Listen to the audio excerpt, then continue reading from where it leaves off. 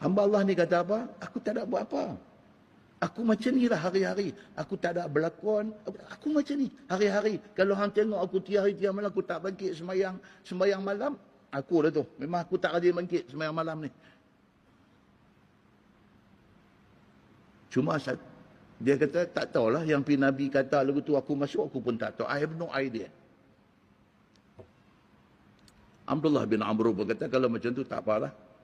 Aku nak balik Dia bangkit pi, kau ni panggil dia mai balik. Dia kata mai. Patah balik mai. Dia ni kata cuma aku satulah, aku takut dia kata. Aku pun bukan orang baik. Aku akan make sure aku tak kata huduh, kata tak elok dekat orang. Itu aku jaga. Itu memang aku jaga yang tu. Tunggu Abdullah bin Amr bin Al-As kata apa? Dia kata hak ni dia kata. Hak ni lah yang ramai orang tak boleh buat. Dan inilah sebab hang dapat apa yang Nabi kata.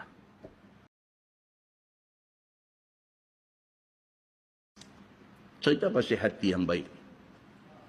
Hadis daripada Anas bin Malik radhiyallahu an. Satu hari Nabi duduk dengan sahabat-sahabat dalam masjid. Nabi point finger pergi ke pintu. Nabi kata saat lagi daripada pintu tu akan masuk ahli syurga. Sahabat semua masuk mai seorang. Satu orang Mr. Nobody. Bukan Sayyidina Abu Bakar As-Siddiq. Bukan Sayyidina Umar bin Al-Khattab. Bukan Sayyidina Osman. Bukan Abdul Rahman bin Auf. Bukan Bilal bin Rabah. Yang masuk mai ni Mr. Nobody. Tapi Nabi kata saat lagi daripada pintu tu akan masuk satu ahli syurga. Masuk dia ni.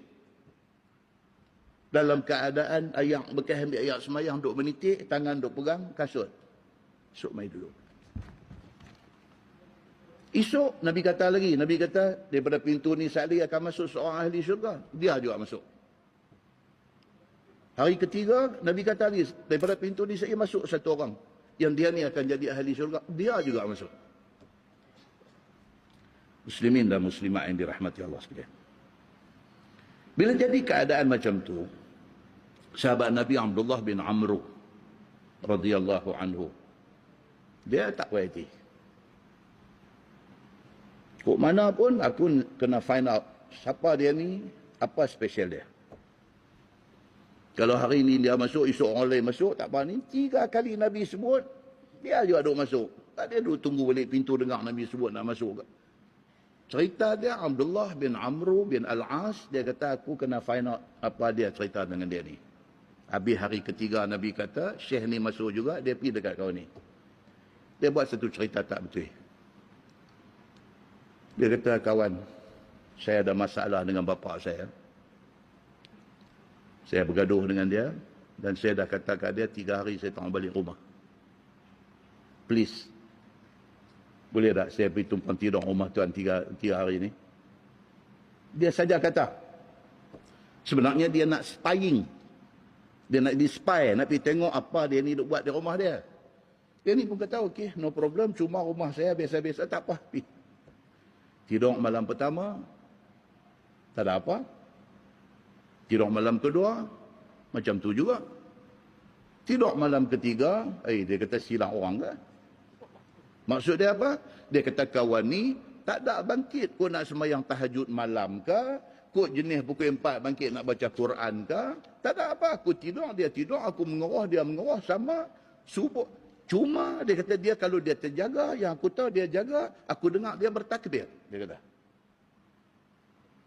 Dalam hadis lain kata apa? Bila dia jaga, dia kata la ilaha illallah wahdah, la syarikalah, lahul mulku wa lahul hamd.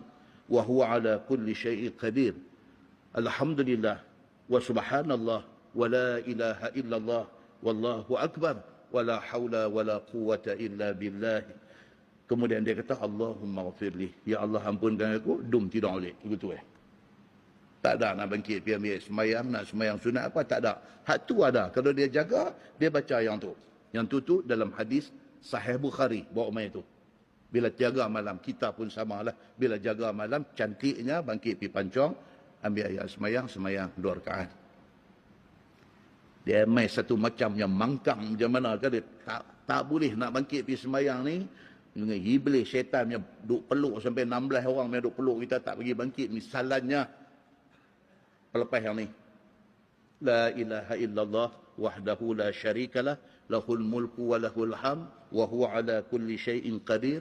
Alhamdulillah wa subhanallah wa la ilaha illallah wallahu akbar wa la haula wa la quwwata illa billah.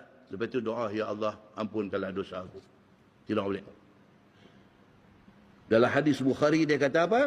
Kalau siapa buat macam tu, tak bangkit semayang, tak bangkit ambil ayat semayang, tak bangkit semayang, tak apa, Allah Subhanahu wa taala janji ampunkan dosa dia. Para tu punya mangkak pun janji ampun dosa dapat. Pun kita tak boleh buat. Tak boleh buat, tuan-tuan. Kita nak ampun dosa ni, nak tunggu 9 Zulhijjah ya. Nak puasa 9 Zulhijjah mesti nak ampun dosa. Hari-hari Tuhan janji nak ampun dosa ni, jaga baca hak tadi ni, tak buat. Nak tunggu setahun sekali 9 Zulhijjah ya. Muslimin dan muslimat dirahmati Allah sekalian. Balik cerita Abdullah bin Amru tadi ni. Abdullah bin Amru bin Al-As. Selepas dia pergi duduk 3 malam di rumah kawan ni, dia kata kawan ni tak ada apa. Dalam hadis kata apa? Sampai dia duk ingat dalam hati dia, dia kata kalau macam ni merasa aku lebih daripada dia aku. Dia ingat macam tu. Dia kata aku walau tak tiap-tiap malam pun kira ada juga lah duk bangkit buat tahajud. Ni sampai dah langsung dia kata, tara ni pun ahli syurga aku. Dia sampai dia teringat lagu tu.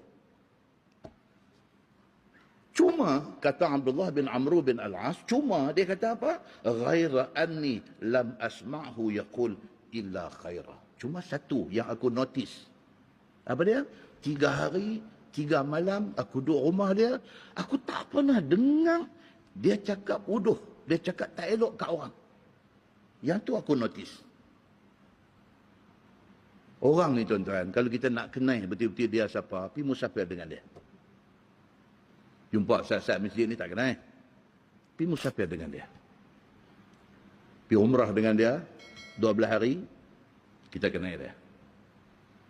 Jumpa saat-saat masjid ni cantik. 12 hari pergi dengan dia, oh kaki merapu, dengan kaki sembang, dengan semua keluar habis. Oh aku duk ingat dia ni lagu ni. Pi baru tahu tak boleh pakai apanya dia ni. Abdullah bin Amru bin Al-As 3 hari 3 malam dia kata tak nampak dia ni bangkit sembahyang tahajud. Cuma yang aku sedap 3 hari 3 malam duduk dengan dia, tak pernah keluar daripada mulut dia cakap tak elok pasal orang. Tak tahu. Dia cukup jaga benda tu. Tak pernah condemn orang, tak pernah cakap huduh kat orang, tak pernah. Cakap keluar illa khairah. Melainkan hak keluar mulut semua bagus-bagus. Itu satu, dia kata. Bila hari ketiga, pasal minta pun 3 hari, dia kata dekat kawan ni, dia kata, tuan, saya abang betul-betul lah, minta maaf lah, saya bohong sebenarnya. Saya tak ada masalah apa dengan bapa saya bukan tak balik-balik, tak ada apa. Saya sebenarnya macam ni. Kami duduk di masjid, Nabi kata, daripada pintu tu akan masuk satu orang, dia ni ahli syurga. Tuan masuk, dia kata. Hari lain, Nabi kata, tuan masuk. Hari ketiga, tuan juga masuk. Confirm tuan, dia kata. Saya nak tahu apa istimewa tuan. Saya tak ada cara lain, tu saya buat cerita lah. Jadi, saya main duduk 3 hari 3 malam, minta halal lah, duduk kena apa di rumah semua duduk sidai ni, minta halal. Dia kata, tapi sebenarnya saya itu saja cerita. Kun ada benda yang tuan buat, tuan tak abang kat saya ke, apakah boleh share ke? Hamba Allah ni kata apa? Aku tak ada buat apa. Aku macam ni lah hari-hari. Aku tak ada berlakon. Aku macam ni hari-hari. Kalau hang tengok aku tiap hari tiap malam, aku tak bangkit sembahyang malam, aku lah tu. Memang aku tak rajin bangkit sembahyang malam ni. Cuma dia kata, tak tahulah yang Nabi kata lagu tu aku masuk, aku pun tak tahu. I have no idea. Abdullah bin Amr berkata, kalau macam tu tak apalah. Aku nak balik Dia bangkit pergi, kawan ni panggil dia mai balik. Dia kata, mai. Patah balik mai. Dia ni kata, cuma aku satulah, aku takut. Dia kata. Aku pun bukan orang baik. Aku akan make sure aku tak kata huduh, kata tak elok dekat orang. Itu aku jaga. Itu memang aku jaga yang tu. Tunggu Abdullah bin Amru bin Al-As kata apa? Dia kata hak ni ya. Dia kata, hak ni lah yang ramai orang tak boleh buat. Dan inilah sebab hang dapat apa yang Nabi kata.